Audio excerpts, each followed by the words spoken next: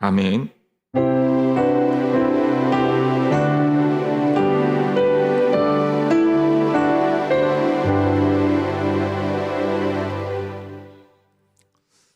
지난주에 이어서 이제 우리 크리스찬들의 입장에서 보면 유대인들이 이제 원 가지고 소위 말해서 오리지널이란 말이에요. 그런데 이제 우리 이방인들이 그 어떤 원리로 우리가 하나님의 자녀로 속해 있는지를 나무와 가지와의 관계를 통해서 이제 설명하고 있는 본문입니다. 지난주에 이어서 이제 이 부분을 설명을 할게요. 자, 문제는 그들을 버리는 것이 세상의 화목이 됐다라는 이제 15절부터 시작되는 바울의 권면입니다. 그들을 버리는 것이 세상의 화목이 되거든 그 받아들이는 것 중이 죽은 자 가운데서 살아나는 것이 아니면 무엇이리요.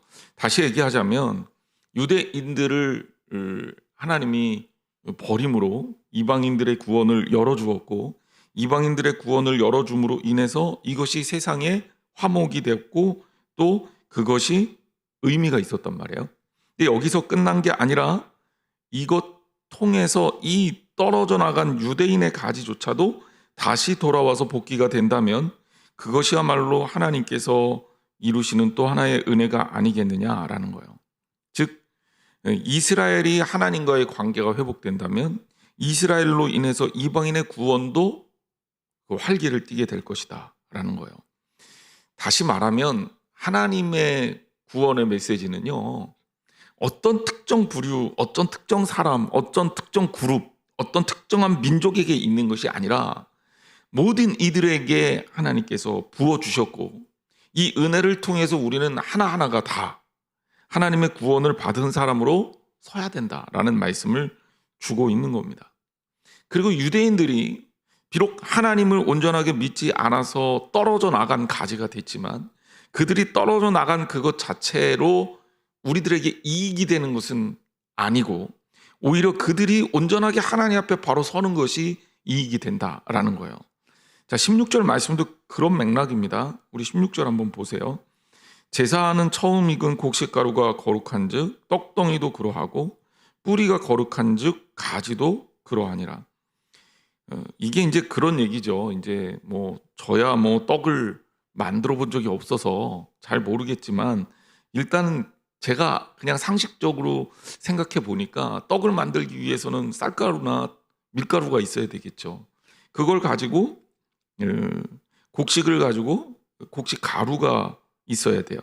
그런데 떡덩이가 맛있으려면 또 뭐 빵이 맛있으려면 이 떡 가루, 그죠? 곡식 가루가 맛있어야 되는 거잖아요. 제가 요새 보니까 뭐 유기농이다, 뭐 혹은 뭐 어느 최고급 밀가루다, 어느 무슨 쌀로 만들었다 이런 거 다 이렇게 뭐 표시하게 돼 있더라고요. 그러니까 이렇게 좋은 곡식으로 만든 곡식 가루로 만든 떡은 곡식이 좋을 수밖에 없다라는 걸 얘기하는 거잖아요. 그러니까 세상적 맥락으로 설명하면 그렇다는 거예요. 처음 익은 곡식 가루가 거룩하다. 처음 익은 곡식 가루는 누구를 가리키겠어요? 제 유대인들을 가르치는 거예요. 그래요. 이제 이스라엘 민족의 대표성을 가진 족장이나 조상들 또 유대인들을 가르치겠죠. 그런데 그걸로 떡덩이를 만들었어. 그러면 그 떡덩이는 그 구원받은 유대인의 무리를 설명하는 거예요. 그랬을 때 충분히 그 떡덩이도 거룩할 수 있다라는 겁니다. 첫 열매가 거룩한 떡덩이를 경건하게 한다라는 겁니다. 이스라엘 민족과 이스라엘 민족을 믿는 자들을 대표하는 자들이 거룩했으니 그 남은 자들도 거룩할 수밖에 없다라는 거죠. 그래서 이 절에서 이 부분은 대표성을 의미하기도 하고 또 한편으로는 거룩성을 나타내기도 해요. 그 우리들로 좀 확장시켜서 설명을 해보자고요. 중요한 건 그거니까. 성도들이 좋은 믿음의 공동체를 원해요. 여러분이 많은 사람들이 그러잖아요. 좋은 교회 다니고 싶죠. 거룩한 교회 다니고 싶죠. 아름답고 건강한 교회 다니고 싶죠. 그렇죠? 그러려면 이 교회가 건강하려면 무엇이 건강해야 됩니까? 그 교회를 이루고 있는 성도들이 건강해야 돼요. 성도들의 신앙이 건강해야 돼요. 성도들의 생각이 건강해야 돼요. 성도들의 삶이 거룩해야 돼요. 그래야 공동체가 아름다워지는 거예요. 나는 건강하지 않아. 나는 영적으로 거룩하지 않아. 나는 늘 문제가 있어. 하나님과의 관계에서 문제가 있어. 그런데 내가 속한 교회가 거룩해지기를 원한다? 그거는 앞뒤가 안 맞는 거잖아요. 그러니까 똑같은 거예요. 그러니까 여러분들의 이 삶의 인격, 언행과 품성, 교회가 가지고 있는 문화, 저는 요즘에 이제 문화라는 측면이 굉장히 중요하다고 생각하거든요. 그 문화라는 것이 그 공동체의 특징을 아우르는 굉장히 중요한 그 다층적인 성격을 나타내주고 있는 표현이에요. 그래서 우리가 뭐 소위 말해서 분위기, 그 교회 가봤더니 분위기가 좋아라는 거는 굉장히 중요한 메시지인 거죠. 여러분들이 어떤 문화를 가지고 있나? 문화는요, 교육받지 않아도, 가르치지 않아도, 이게 이거다라고 설명하지 않아도 그냥 흐름에 따라서 하는 거잖아요. 예를 들자면 우리나라 사람들요, 지하철 앞에 딱 가서 줄 서잖아요. 지하철 안 타고 다니시는구나. 지하철 타려면 줄 서거든요. 양쪽으로 줄 서거든요. 그런데 저 학교 다닐 때, 저 대학교 때 줄 안 섰던 것 같아요. 그때 진짜 버스 타고 다닐 때도 너무너무 힘들었어요. 무슨 사람을 그 짐짝처럼 집어넣어 갖고요. 막 공간 만들려면 급 출발을 하면 사람이 뒤쪽으로 와 쏠리잖아요. 그럼 앞에 공간이 남는 거예요. 그럼 거기 또 태워.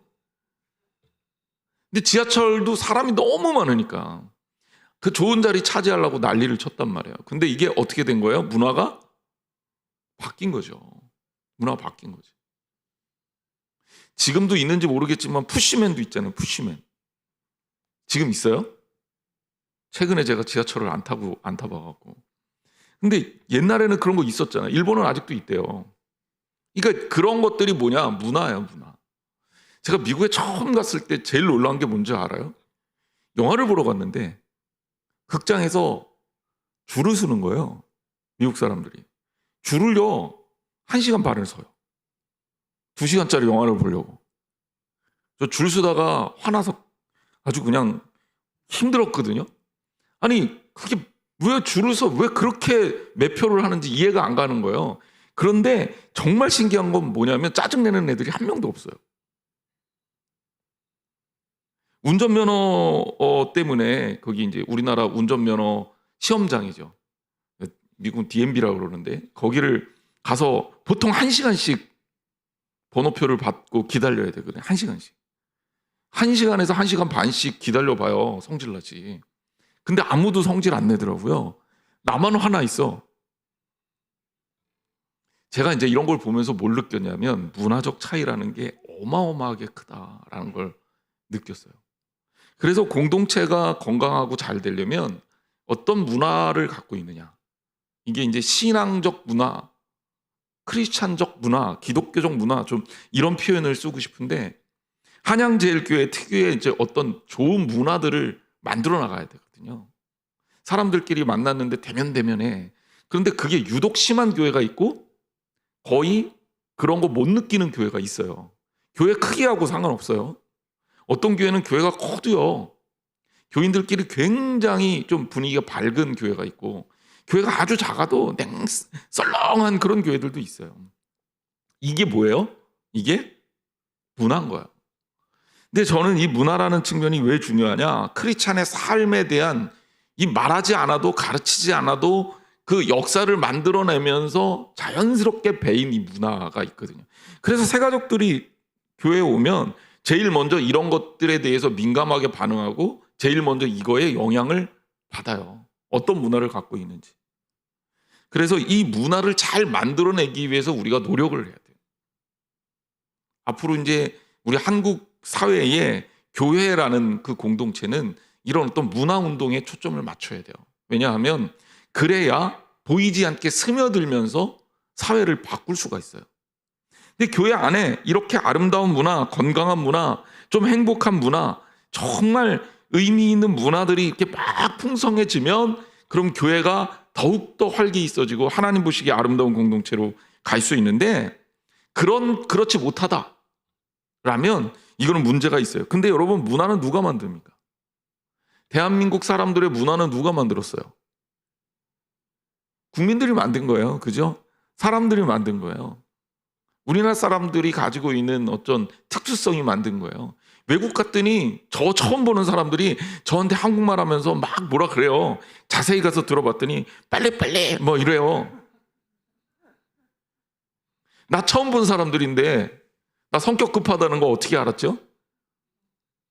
한국 사람들이에요. 한국 사람들이 먼저 그러고 다닌 거예요. 그러니까 그 문화를 누가 만든 거예요? 국민들이 만든 거지. 외국 사람들이 인터뷰를 하는데 아주 되게 재밌는 인터뷰를 봤어요. 공항에서 환승을 빠르게 편하게 하고 싶다. 그러면 어떻게 하면 되냐? 그랬더니 자기가 노하우를 가르쳐 준다는 거예요. 그래서 이 외국 사람이 뭐라고 노하우를 가르쳐 주냐면 한국 사람으로 보이는 사람들 뒤에 쫓아다니면 된대. 그럼 무조건 최고로 빠른 루트로 간다는 거죠. 사실 공항에서 내려서 빨리 짐 찾겠다고 뛰는 나라는 우리나라밖에 없고요. 입국 수속 빠르게 하겠다고 그냥 최단거리로 가는 나라도 우리나라밖에 없고. 요즘 젊은 친구들은 지하철을 어떻게 타는지 아세요? 예를 들자면 제가 뭐 여기서 강남의 어디 역까지 그렇게 가겠다 그러면 지하철을 3번을 바꿔 타야 된다 그러면 어느 지점에서 어떻게 바꿔 타야 가장 빠르게 바꿔 탈 수 있는지를 다 알려주는 앱이 있어요. 그래서 한 걸음도 더 안 걷는 거예요. 1초라도 더 빨리 가려고 하는 거죠. 이게 한국인이에요. 이게 한국. 근데 그 문화는 누가 만든 거예요? 한국인이 만든 거예요. 그래서 이런 것들이 아무것도 아닌 것 같지만 굉장히 우리 삶에 큰 영향을 준다. 이제 교회를 우리가 좀 바라보면서 이런 관계들을 좀 기억해야 됩니다. 그래서 어떤 문화를 만들어낼 것인가. 물론 우리가 지금까지 우리 한양제일교회 역사가 있으니까 50년을 지내오는 동안 우리 한양제일교회가 가지고 있는 나름대로의 문화가 있을 거예요. 근데 그것 중에는 좀 바꿔야 될 것들이 있겠죠. 예? 고쳐야 될 것들이 있잖아요. 더 좋은 것들이 있으면 더 좋은 문화를 받아들이기 위해서 애써야 되는 거예요. 어떤 사람들은 그래, 우리 교회는 안 돼요. 안 되긴 뭐가 안 돼요. 안 바꾸니까 안 되는 거지. 안 하니까 안 되는 거지. 교인들이 제가 그 부교육자를 여러 번 했었는데 어떤 교회 유독 어느 교회라고 얘기는 안 하겠지만 교인들이 맨날 늦게 와요. 그래서 이제 보니까 예를 들자면 8시에 출발입니다. 속장님들 속장 세미나 갈 거예요. 8시에 출발입니다. 그러면 8시에 출발을 못 해요. 열이면 8시 반이나 그 8시 반에 출발하면 그것도 빨리 출발하는 거예요. 거의 9시 다 돼야 출발해요. 매번 그래요. 매번. 근데 제가 답답해서 물어봤어요. 왜 이러냐 그랬더니 우리 교회는 원래 그런데. 원래 그런데는데 뭐 어떻게 합니까? 그래서 이런 걸 어떻게 하면 되냐? 그냥 가면 돼요. 안 오면. 이제 우리 코로나 끝나면 속장 세미나도 이제 갈 건데요. 그냥 보세요. 제가 가나 안 가나.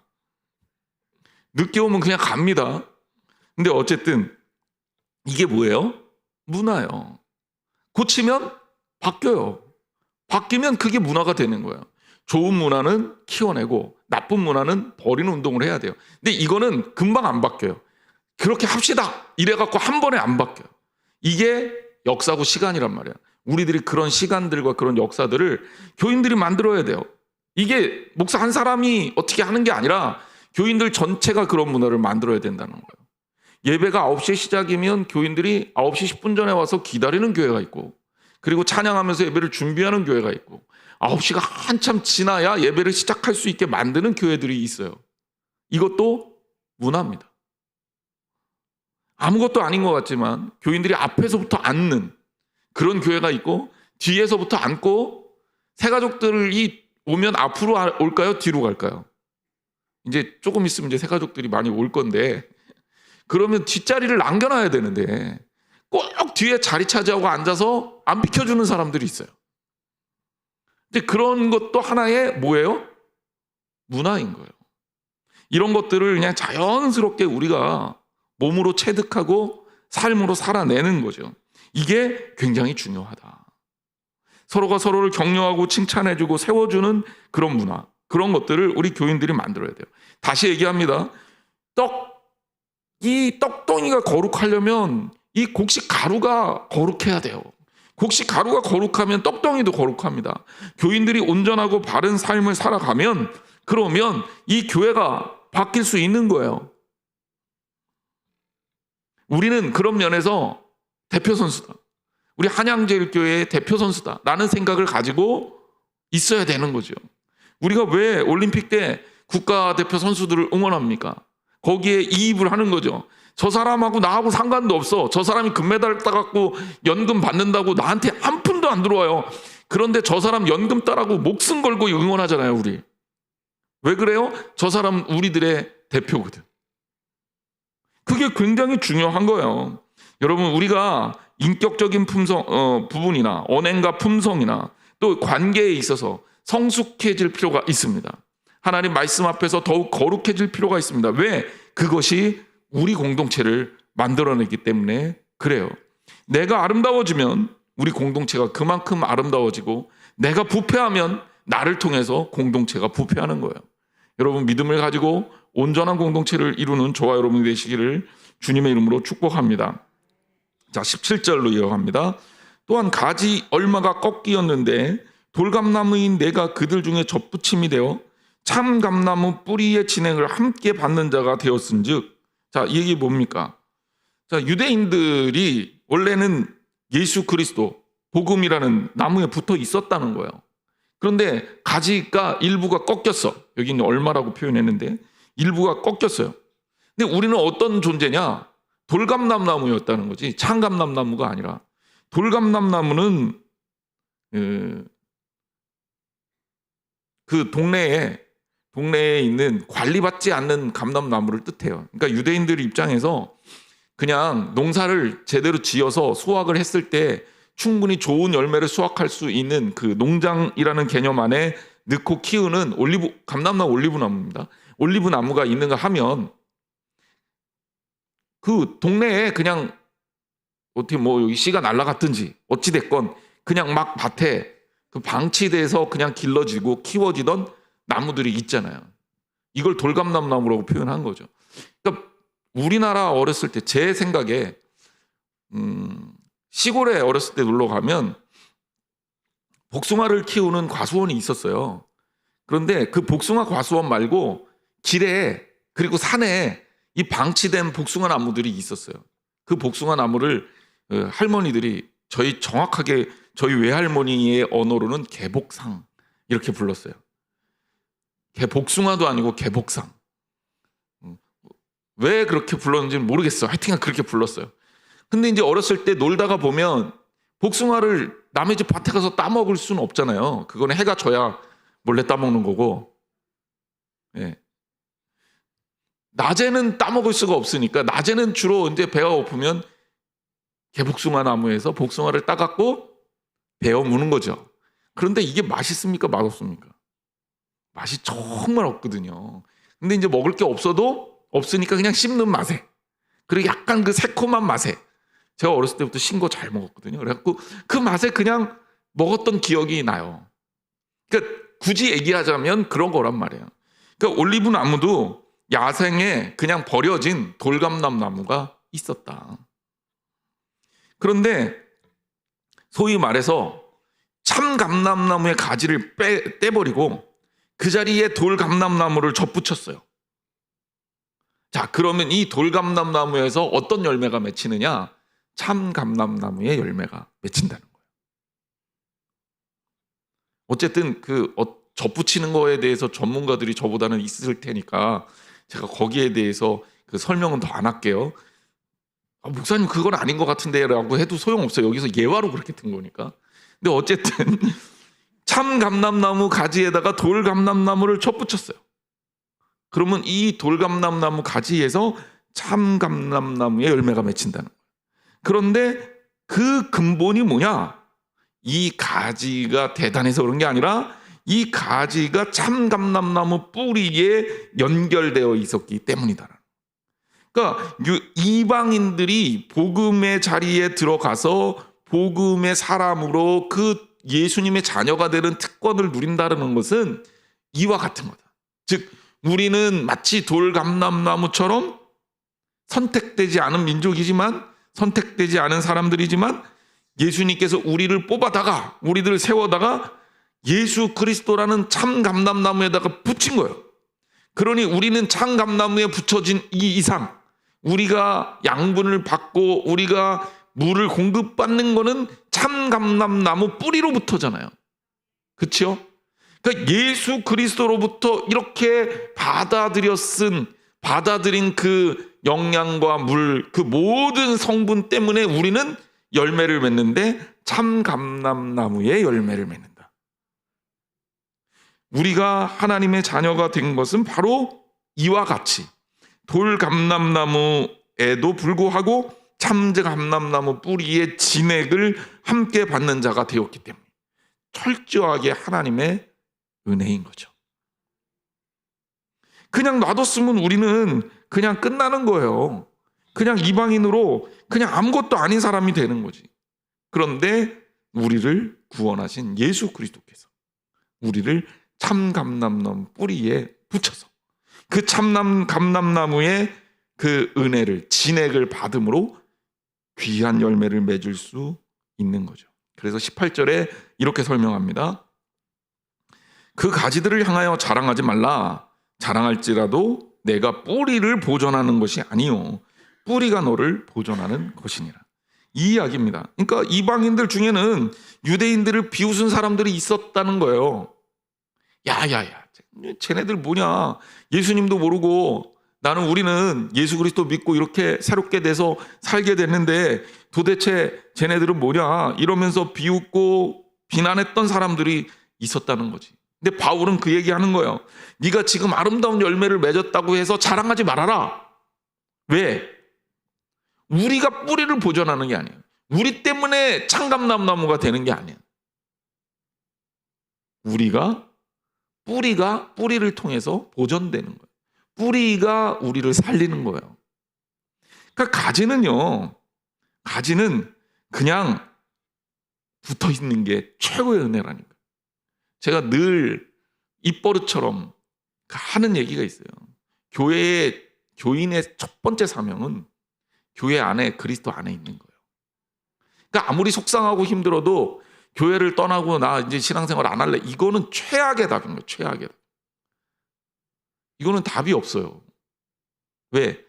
아니, 가지가 아무리 훌륭해도요, 내가 신앙생활 대단히 잘하는 것 같아도요, 뿌리하고 끊어지면 이 가지는 끝이에요. 끝. 그 자리에 아주 대단한 능력을 가지고 아주 아름다운 열매를 맺는 것 같아도 이 가지는 끝이라고요. 뿌리하고 끊어지면 이 가지는 아무것도 안 해요. 철저하게 어찌됐건 붙어 있어야 돼요. 나무에. 그러면 예수 그리스도라는 뿌리와 연결되어만 있으면 가지가 좀 시원찮아도 산다고요. 그러니까 철저하게 우리 성도들은 그리스도 안에 있어야 돼요. 하나님께 붙어 있어야 돼요. 좀 속상한 일 있고 누가 나 서운하게 했다 그래서 삐지지 마세요. 그래 삐져도 교회 나오면서 삐져요. 나 안 나갈 거야 이러지 말라고요. 하나님께서 기뻐하지 않아요. 그리고 그것은 최고의 선택이 아니라 최악의 선택이에요. 주님께 붙어 있는 거. 그래야 공급을 받잖아요. 그래야 돌이킴도 받을 수 있어요. 그래야 회개할 수 있는 기회도 주어지는 거예요. 그리고 거기에서 선한 영향력을 끼치란 말이에요. 그 가지에서 선한 열매들이 맺혀지면 남들도 따라 한다니까요. 남들도 그 자리에 서려고 애를 쓴다니까요. 여러분, 이게 아무것도 아닌 것 같아도 하나님 말씀의 근본적인 진리입니다. 뿌리가 우리를 보존하는 거예요. 그러니까 우리가 뿌리에서 떨어지는 순간 우리는 끝이. 자, 유대인들 같은 경우는 어떻게 되겠습니까? 결국 유대인들도 마찬가지라는 거예요. 그들이 떨어져 나가면 끝나는 거예요. 하지만 그들이 다시 돌아와서 붙으면 살아요. 붙으면 산다. 떨어지면 죽는다. 19절 말씀. 그러면 내 말이 가지들이 꺾인 것은 나로 접붙임을 받게 하려 함이라 하리니, 무슨 얘기입니까? 유대인들이 꺾임으로 이방인들이 구원을 얻은 거다. 마치 유대인들이 꺾인 것이 하나의 굉장히 중요한 계기가 된 거예요. 유대인들이 무너짐으로 복음이 이방인들에게 더욱더 아름답게 전달이 됐죠. 예수 그리스도께서 예루살렘에서 죽으심으로 인해서 복음이 아시아로, 유럽으로 퍼져나가게 된 거예요. 20절. 옳도다. 그들은 믿지 아니함으로 꺾이고 너는 믿음으로 섰느니라. 그러므로 높은 마음을 품지 말고 도리어 두려워하라. 이게 핵심이에요. 20절 말씀이 중요한데, 자, 그렇게 생각하는 것도 맞다. 중요한 건 뭐냐? 믿지 아니함으로 꺾였어요. 그리고 믿어서 섰어요. 그러면 꺾이느냐 서느냐, 이 결정하는 가장 중요한 게 뭐예요? 믿음이라는 거예요. 그러니까 결국 유대인들이냐 이방인들이냐라는 구별이 중요한 게 아니라 믿음에 있느냐, 즉 믿음을 가지고 있느냐. 믿는다면 서고 믿지 않으면 꺾이는 거예요. 사람들의 기준은 다른 것들을 보죠. 야, 너 이방이냐? 너 유대인이야? 유대인 중에서 어느 족속 사람이야? 또 헬라파 유대인이야? 아니면 히브리파 유대인이야? 아니면 뭐 너는 바리새파 사람이야? 사두개파 사람이야? 헤롯 땅이야? 아니면 뭐 젤로파야? SNF파야? 막 이렇게 사람들 이런 거 가지고 싸우잖아요. 이런 거 가지고 우리도 맨날 그런 거 가지고 싸우잖아요. 너 진보야? 너 보수야? 너 동네가 어디야? 경상도야? 전라도야? 충청도야? 강원도야? 뭐 이런 거 가지고 너 학교 어디 나왔어? 이런 거 가지고 싸우잖아요. 그런 얘기예요. 사람들 관심도 다 거기에 몰려 있어요. 야, 이방인, 유대인, 바울은 이방인을 위한 사도니까 우리 편이야. 아이, 베드로야말로 진짜 사도인데 베드로가 유대인 정통파잖아. 그럼 베드로가 진짜 사도고 바울은 약간 사입이 아니냐? 이러면서 이제 싸우는 거죠. 그런데 성경은 말하는 겁니다. 분명한 기준은요, 그런 것들이 아니에요. 그런 것들이 아니에요. 그 뭐가 중요합니까? 제가 미국 가서 영어를 배우다가 어느 날 문득 그런 고민에 빠졌어요. 제가 우리나라 사투리 중에 아직도 제가 경상도 사투리 심한 경우 잘 못 알아듣거든요. 그러다가 외국인들 우리나라 와서 경상도에서 말 배운 사람들은 경상도 사투리 하잖아요. 전라도에서 말 배운 사람들은 전라도 사투리 하잖아요. 그래서 제가 미국 서부 처음에 이제 공부하러 갔을 때가 이제 샌디에고라는 캘리포니아 최남단 멕시코 부근에 있었는데, 여기에서 영어를 배우면 혹시라도 미국 서부 서남부의 사투리를 배우는 게 아닐까. 저는 그런 고민을 해봤어요. 그거라도 제대로 하면 상관이 없는데. 왜냐하면 제가 공부하고 있던 동네에 히스패닉 계열의, 그러니까 즉 스페인 계통의 사람들이 굉장히 많이 살아서 실제로 스페인어만 잘하면 사는데 지장이 없을 정도로, 그 샌디에고 남쪽은 실제로 멕시코 사람들이 많이 들어와 있었어요. 남미 사람들도 많고. 그러니까 영어가요, 걔네들하고 어울리다 보니까 자꾸 스페인어식 영어가 되는 거예요. 그거를 걔네들이 웃는 말로, 우리는 콩글리시라 그러잖아요. 걔네들은 스팽글리시라 그러더라고. 그래서 대표적인 얘가 P 발음이 안 돼요. P가 뿌 발음이더라고요. 그리고 pretty 하면 P 발음이 정확하게 나야 되는데 걔네들 pretty 이래요. 그 발음 웃기잖아요. 물론 내 발음도 좋진 않으니까 걔네들은 제 발음 보고 웃었겠죠.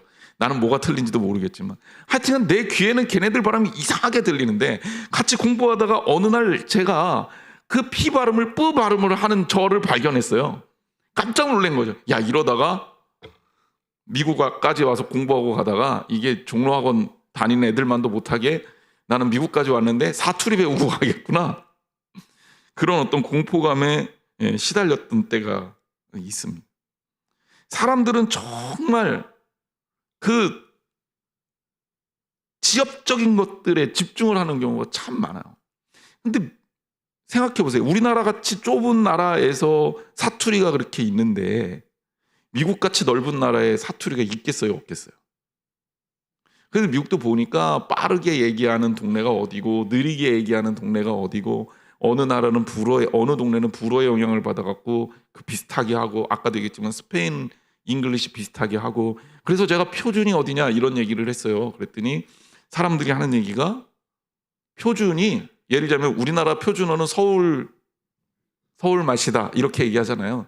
근데 정확하게 얘기하면 서울 맛이가 아니라 우리나라 표준어는 우리나라의 방송에서 쓰는 언어예요. 그리고 외국의 미국 영어의 표준은 어디냐 이렇게 물어봤더니 헐리우드가 표준이다 이런 얘기를 하더라고요. 그러니까 그런 얘기는 뭐 아마도 그냥 일반적인 의미의 얘기일 것 같아요. 그만큼 이 좁아터진 나라에서 그 넓은 나라도 아니고 우리나라 전체 다 합쳐봐야 미국 캘리포니아주 만도 못하거든요. 그런데 그 좁아터진 나라에서 살면서 우리는 끊임없이 너 어디야? 너 누구야? 넌 어디 출신이야? 너는 어느 고향 사람이야? 너는 생각이 뭐야? 너는 뭐 정치 성향이 어떻게 돼? 이거 가지고 맨날 우리가 싸우는데 사실 신앙적으로 봤을 때 그거는 사실 아무것도 아닌 거예요. 아무것도 아니에요. 우리한테 진짜 중요한 것은 하나님의 자녀로 사는 데 있어서 믿음을 가지고 있느냐, 믿지 못하느냐. 이겁니다. 그러니까 유대인들도 나름대로 파벌이 굉장히 심한 민족이고 굉장히 또 나름대로 배타적이잖아요. 하지만 그 가운데 어찌됐건 하나님 안에서 믿는 자로 서느냐 믿지 않는 자로 서느냐가 유일한 신앙의 기준이 됩니다. 오늘 우리도 마찬가지입니다. 나는 사회적으로 아주 명망 있는 사람이라 교회 들어오면 대접받아야 돼 이렇게 생각하면 틀렸습니다. 나는 사회적으로 별거 아닌 사람이니까 교회 와서 많이 무시당해도 돼 이것도 틀린 말이야. 우리는요 하나님 앞에서 믿음이 있느냐 없느냐 그 믿음이 어떠하냐 이게 제일 중요해요. 이게 제일 중요합니다. 다른 기준은요 그냥 부수적인 거예요. 좋은 교회요. 좋은 교회의 기준도요. 하나님 앞에 어떤 믿음을 가지고 있고 그 믿음에 따른 삶의 모습이 어떻게 나타나느냐. 이게 유일한 기준입니다. 자, 그래서 우리들이 오히려 생각해야 될 것은 내가 이렇게 잘 되니까 내가 이렇게 구원받은 자로 섰으니까 그러니까 높은 마음을 가지지 말고 오히려 우리한테 필요한 건 뭐예요? 두려워할 줄 알아야 된다. 우리가 제일 두려워할 게 뭘까? 우리는 가지니까 우리가 제일 무서워하고 두려워해야 될 게 나무에서 떨어지는 게 제일 무서운 거예요. 그거를 제일 무서워하라고. 21절 말씀도 그런 맥락으로 이어집니다. 지금 하나의 맥락으로 쭉 가고 있어요. 하나님이 원가지들도 아끼지 아니하셨은즉 너도 아끼지 아니하시리라. 자, 원가지들을 아끼지 아니했다. 이건 뭐예요? 믿지 않는 사람들에 대해서는 하나님은 분명하고 명확하게 기준을 설정하시고 그 기준에 따라서 행동하시는 분이에요. 하나님 한 번만 봐주세요. 아니 우리가 이 땅에 있을 때는 돼요. 그리고 회개하고 돌이키면 하나님께서는 언제든지 용서해 주신다고 그리고 그렇게 우리를 품에 안아주실 마음이 있다고 약속하셨어요. 그런데 나중에는 안 돼요. 심판 이후에는 안 된단 말이에요. 그래서 바울의 이야기가 뭡니까? 유대인들조차도 쳐내시는 하나님이 너는 안 그럴 것 같아? 이 얘기예요. 이게 얼마나 무서운 얘기입니까? 접붙여진 가지가 믿음을 버리고 교만해져서 나무에서 떨어져 나가면 그러면 그건 역시 결과가 분명하다라는 거예요. 자, 22절 같은 말씀이 이제 이 흐름 거의 다 했어요. 이제 읽으면서 우리가 22절부터는 하나하나 이 말씀만 체크해 나가면 돼요. 제가 오늘 한 이야기 속에 내용은 다 들어 있습니다. 그러므로 하나님의 인자하심과 준엄하심을 봐라. 인자하심 뭐예요? 붙어 있을 때 어떤 가지든지 끊임없이 베풀어 주시는 은혜와 사랑이에요. 하나님의 은혜와 사랑은 넘치도록 부어줍니다. 그 인자하심을 생각해야 되겠죠. 준엄하심을 보라. 준엄하심은 뭐예요? 그 가지가 나무에서 떨어져 나가면 그때부터는 방법이 없어요. 그러니까 심판의 명확함을 보라는 거예요. 넘어지는 자들에게는 뭐가 있어요? 준엄하심이 있어요. 이게 넘어진다라는 표현이 가지가 나무에서 떨어지는 거예요. 꺾여지는 거예요. 너희가 만약 하나님의 인자하심에 머물러 있으면, 붙어 있으면, 나무에 붙어 있으면 인자가 너희에게 있을 거다. 그러면 뿌리는 너희를 위해서 최고의 것들로 계속 공급해 주실 거다. 부족하더라도 모자랄지라도 너희들을 책임지고 살게 할 거다라는 거예요. 나무가 비리비리해서 죽어가. 이미 어떤 부분은 죽었어. 하지만 하나님의 은혜는 그것을 살린다는 거예요. 중요한 건 뭐예요? 붙어 있으라니까요. 그 인자가 너희에게 있을 거예요. 반면에 그렇지 않으면 너도 어떻게 됩니까? 찍히는 바 될 것이다. 자, 23절. 그들도 믿지 아니하는데 머무르지 아니하면 접붙임을 받으리니 이는 그들을 접붙이실 능력이 하나님께 있습니다. 자, 여기 그들은 유대인들이에요. 자, 꺾였죠. 버리워졌죠. 하지만 회개하고 돌이키려고 해요. 믿지 아니하는데 머무르려고 하지 않고 믿음의 자리로 들어와. 그럼 하나님이 어떻게 하신다는 거예요? 다시 붙여주시는데 그 붙임의 능력이 누구에게 있어요? 하나님께 있다라는 겁니다. 자, 24절 우리 같이 읽겠습니다. 시작. 내가 원 돌감람나무에서 찍힘을 받고 본성을 거슬러 좋은 감람나무에 접붙임을 받았으니 이는 원가지인 이 사람들이야 얼마나 더 자기 감람나무에 접붙이심을 받으랴. 자, 이 말씀 그대로입니다. 우리는 원래 돌감람나무 출신이에요. 그런데 원 감람나무에 붙임을 딱 받으니까 참감람나무가 됐죠. 그런데 유대인들은 어때요? 원가지인데 잘렸어. 그들이 다시 돌아오면 붙을까요? 안 붙을까요? 붙는다는 거죠. 하나님의 은혜가 주어지니까 우리들도 심지어 돌감람나무 출신인 우리들도 붙임을 받았는데 원감람나무 출신인 유대인들이 왜 붙임을 받지 않겠느냐? 자, 이 얘기는 왜 한 거냐? 유대인들과 이방인들 사이에 갈등이 있었다니까요. 그리고 그들의 구원의 이슈에 대해서 끊임없이 문제가 있었다니까요. 그런데 잘못 생각한 거예요. 이방인들, 로마 교회는 이방인 교회입니다. 유대인 교회에 아마 이 로마서를 예루살렘 교회에 썼다면 이런 식으로 쓰지는 않았겠죠. 하지만 로마 교회는 주로 이방인들이 굉장히 많았고 유대인들 가운데서도 정통파 유대인보다는 헬라파 유대인이 훨씬 더 많았단 말이에요. 그러니까 그 믿음의 공동체 안에 예루살렘 출신의 유대인들을 무시하는 성향이 생긴 거예요. 근데 바울은 이 부분도 역시 걱정하는 거죠. 바울이 이방인이지만 크리스찬들이 중심으로 둬야 될 것은 우리가 하나님 안에 있느냐, 그리스도 안에 접붙임을 받느냐, 받지 못하느냐에 대한 문제지 우리의 어떤 출신이나 우리의 환경이나 우리의 어떤 지역적 배경의 차이나 경제적 유무의 차이나 성별에 대한 차이나 신분의 차이라는 것들이 아니다라는 거예요. 신앙인이 가져야 할 가장 중요한 태도 중에 하나입니다. 왜? 유대인들이 어떻게 하다가 교만해져서 예수님을 십자가에 매달게 했습니까? 유대인이라는 거에 집착하다 그랬거든요. 그러다가 나중에 이 기독교인들이 역사가 발전하고 그렇게 박해받던 민족들이 기독교인이 주류가 됐죠. 그러다가 이 기독교인들을 통해서 역사의 비극이 일어나는데 이 기독교인들을 통해서 역사의 비극이 일어났던 시대가 중세란 말이에요. 근데 그때 가장 커다란 문제가 뭐예요? 기독교인인데 기독교인 스스로 다른 사람들을 핍박하고 우습게 생각한 거예요. 그러면서 전쟁도 했어요. 심지어 유럽의 역사 가운데는 캐톨릭이냐 기독교냐 이거 가지고도 보통 한 30년씩 싸우고 그랬어요. 그 30년 전쟁. 아니 왜 그런 거 가지고 싸우냐는 거예요. 우리에게 진짜 중요한 것은 그리스도 예수께 붙어 있느냐 붙어 있지 않느냐.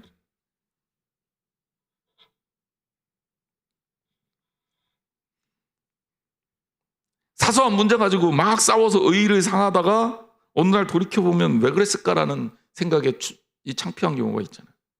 이제 그러지 말아야 합니다. 왜? 우리에게 중요한 것은 구원받은 백성이냐 아니냐의 문제예요.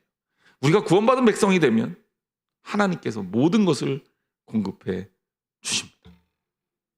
그러므로 여러분, 주님 안에 거하세요. 붙어만 있으면 됩니다. 그러면 하나님은 우리에게 어떻게 하셔요? 하나님은 정말 은혜와 사랑으로 우리를 돌봐주시죠.